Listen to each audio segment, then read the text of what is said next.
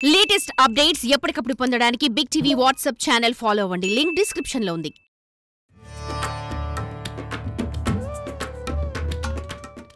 శ్రీరామచంద్రుడు వనవాస కాలంలో సీతా లక్ష్మణ సమితుడై నడియాడిన పుణ్యక్షేత్రంగా దక్షిణ అయోధ్యగా కీర్తిస్తున్న భద్రాచలం శ్రీ సీతారామచంద్ర స్వామి వారి ఆలయంలో ప్రధాన క్రతువులలో ఒకటైన శ్రీ ముక్కోటి వైకుంఠ ఏకాదశి ప్రయుక్త అధ్యయనోత్సవాలు డిసెంబర్ 31 నుండి ప్రారంభమవుతున్నాయి. భూలోక వైకుంఠంగా విరాజిల్లుతున్న భద్రాచలం శ్రీ సీతారామచంద్ర స్వామి వారి దేవస్థానం వైకుంఠ మహోత్సవాలకు భక్తులకు స్వాగతం పలుకుతుంది.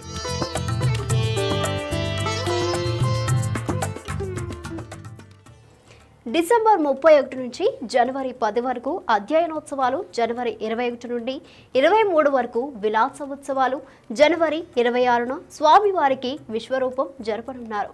మరోప్రక్క ఈ ఉత్సవాల నేపథ్యంలో డిసెంబర్ 31 నుంచి వచ్చే నెల జనవరి 10వ తేదీ వరకు నిత్య కళ్యాణాలు నిలిపివేస్తున్నారు.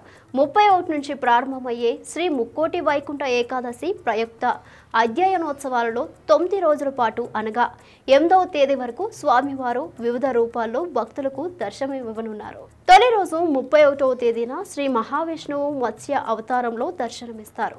జనవరి 1న శ్రీహరి కూర్మ అవతారంలో, 2న స్వామివారు వారాహ అవతారంలో, 3న నరసింహ అవతారంలో, 4న పరశురాం అవతారంలో, 5న 6న శ్రీరామ అవతారంలో, 7న బలరామ అవతారంలో, 8న కృష్ణ అవతారంలో దర్శనమివ్వనున్నారు.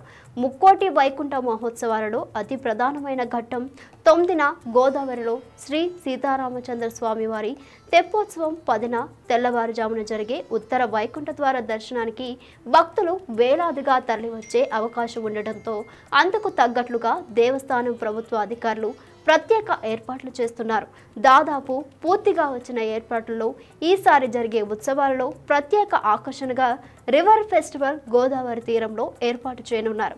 ఇందులో భాగంగా గిరిజన సంస్కృతి, సంప్రదాయాలు, గిరిజన వంటకాలను ఇక్కడికి వచ్చే భక్తులకు, యాత్రికులకు పరిచయం చేసేందుకు జిల్లా కలెక్టర్ జితేష్ వి పాటిల్ ప్రత్యేక శ్రద్ధ చూపుతున్నారు. డిసెంబర్ 31 నుంచి మనకు భద్రాచలంలో ముక్కోటి ఉత్సవాలు ప్రారంభం అవ్వబోతున్నాయి. దానికి తగ్గట్టుగా ఎంతమంది భక్తులు వచ్చినా కూడా అన్ని రకాల వసతులు ఉండేటట్టు కలెక్టర్ గారి సహకారంతో మనం ప్లాన్ చేస్తున్నాము. సో మనకు 9th రోజు తెప్పోత్సవం కోసం కూడా మనకు ఆ హంసనావ కూడా చాలా అందంగా డెకరేషన్ చేసి తయారు చేస్తున్నాము. సో భక్తులందరికీ, అంటే మన భద్రాచలం అనే కాదు, 2 రాష్ట్రాల్లో ఉన్న భక్తులందరూ కూడా ఈ ఉత్సవాలకు వించేసి ఇక్కడ ఉన్న చక్కని ఏర్పాట్లను సద్వినియోగపరచుకొని ఆ దేవుని యొక్క ఆశీస్సులు స్వీకరిస్తారని కోరుకుంటున్నాను. For more videos like this, subscribe Big TV channel.